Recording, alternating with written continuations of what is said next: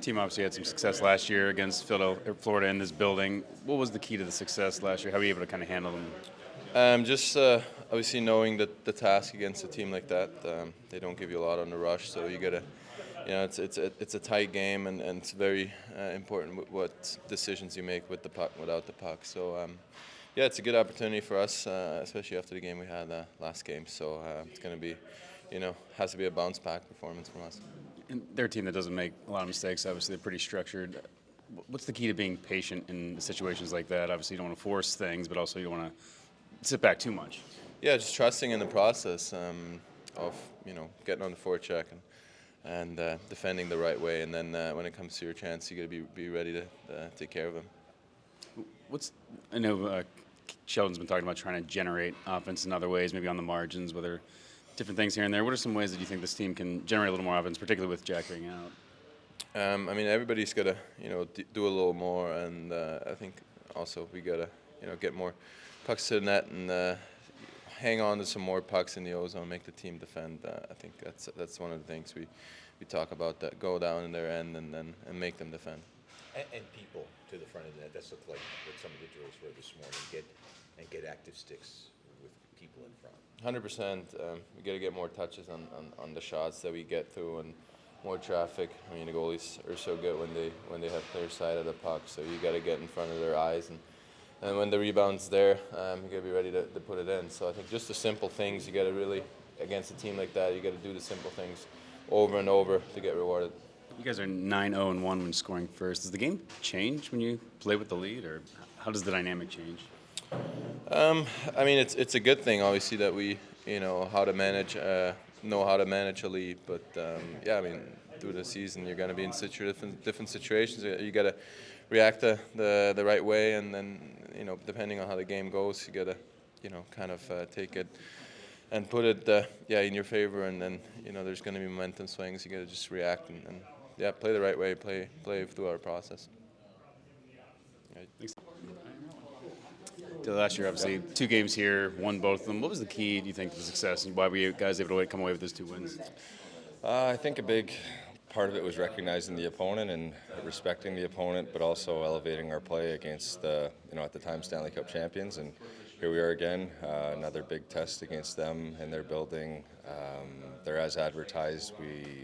Watching the film, watching them just on TV on a normal Wednesday night, you know what you're going to get out of them, a highly competitive, simple but hard hockey game. They're a team that doesn't make a lot of mistakes, don't have a lot of turnovers, so obviously patience is going to be key. How hard is it to kind of be patient? Obviously, this is a team that wants to move the puck, wants to get on the opposite side of the zone. Well, they play a simple North brand of hockey. They forecheck pucks.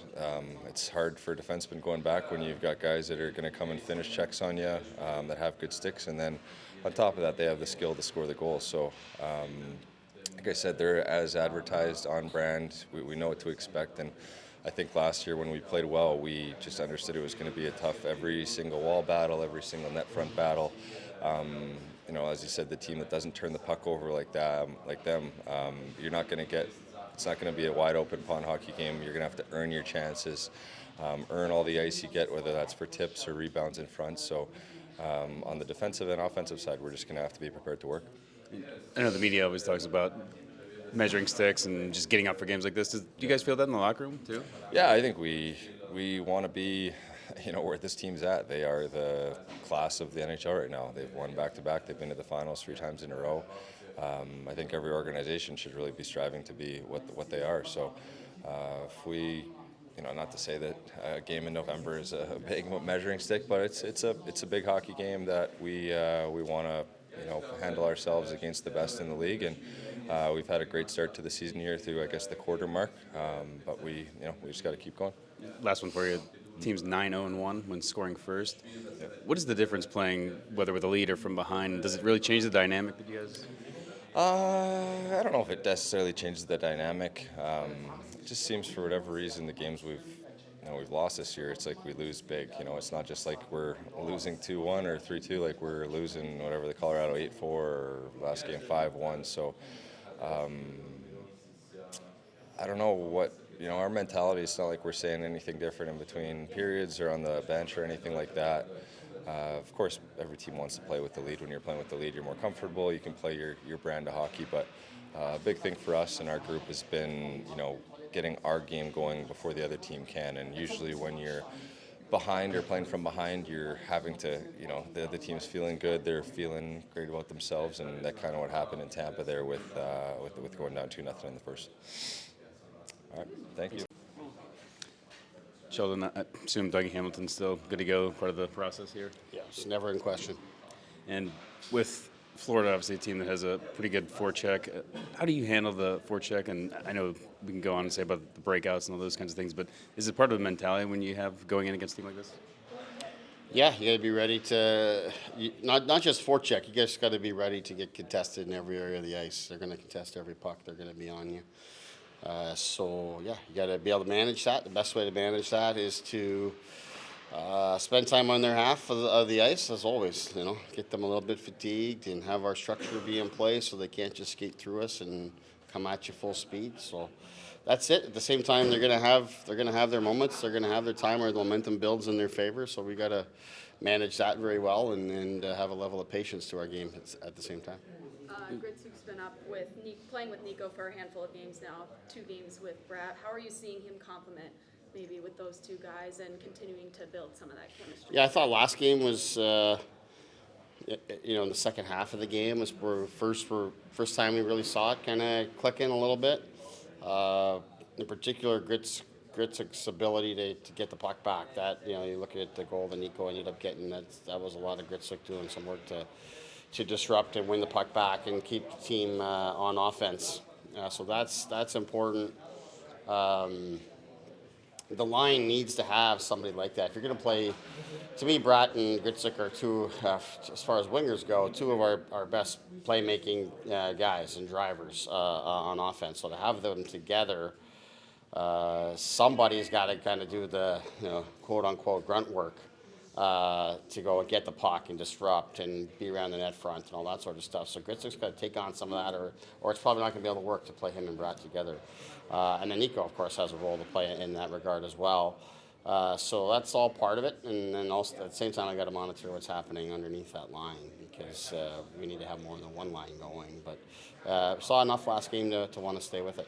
You alluded to it just now a little bit, needing to create more offense just all the way through the lineup. We've seen Stefan Nason in a couple of different spots. What more are you looking to see from him specifically with the skill set that he may? Yeah, it's not about Nace. If anything, I moved Nace down because I think he helps that line. That line needs help. Yep. So that's really it. And I think that enough playing up with Palat can kind of complement him a little bit better, where Nace can do some of the work that I just described. That we need on the top line. Nace is a good forechecker. He's got good sticks. He's structurally sound. He's around the net front. So all those things that can hopefully get that line on offense a little bit more. Right now, you guys are 9-0-1 when scoring first, which obviously shows that the first goal is very important. Does the dynamic of a game change whether you're playing behind with lead? I know you want to play the same way, but do you feel the dynamic shift either way? Yeah, it's always. I mean, those are extreme numbers, but I think you look around the league, it's an important factor. It allows you to, just stay patient. It builds positivity, momentum, all those kind of things, and then of course it's doing somewhat of the opposite on the other side. So it is important, yet it's not everything. We've won a bunch of games at the same time where we haven't scored first. So it's something that is important, yet you don't spend a ton of time talking about it, because if it doesn't go your way, you don't want to just pack up your stuff and call it a night. You got to stay with the game. It's 60 minutes. Yesterday and today, you've referenced getting some incremental scoring from different areas, trying to get the lower lines going, et cetera. Are just the little things, whether it's getting the puck out of the corner, whether it's getting it on the forecheck, are there just some simple little things that cumulatively have added up to this little mini drought, whatever you call it? Yeah, I think that's all a part of it. Yeah, I think that's really it. You want to build your game, you build offense. I think you take Jack out of our lineup, who is an individual creator of offense and makes everyone better, and it's easy to focus on the impact he has when he's on the ice. But he also has an impact when he comes back to the bench, because usually he's put the other team in some distress that the others coming on after him can capitalize on. When you're not be able to carry play as well or get kind of a leg up on the opposition, you got to kind of earn it shift after shift. So you are looking for little things to add up that ultimately can lead to a breakdown on the opposition or maybe get them a little bit more tired. And then guys can make some plays and get to the net a little bit easier. Otherwise, it's hard. So, yeah, that's all the kind of stuff that we talk about all the time, but it just becomes a little bit more challenging every time you lose impactful people. Doesn't mean you can't win. There's a recipe in there to win. We've seen that. There are teams all across the league that are missing key people, are finding ways to win, and we need to do exactly that. And we'll get some others to contribute along the way. But if they're not going to, well, then we got to be great on special teams. You got to be great in goal. Like all these kind of things can really help. Help you. Get the edge in the end. You expect it to be a tight game, and if you do those things well, then you can be on the right side of it. You mentioned Mark from yesterday tweaked something. Any updates or everything cool? No, it's minor. Like he's going to back up tonight, and he's available if we were to need him to go in. It's just Jake's going to play today, so it's a chance for us both yesterday and today to let him stay off the ice and make sure that it doesn't become something that is more concern. So that's really it. Just taking a cautious approach here while the schedule allows us to with Jake going.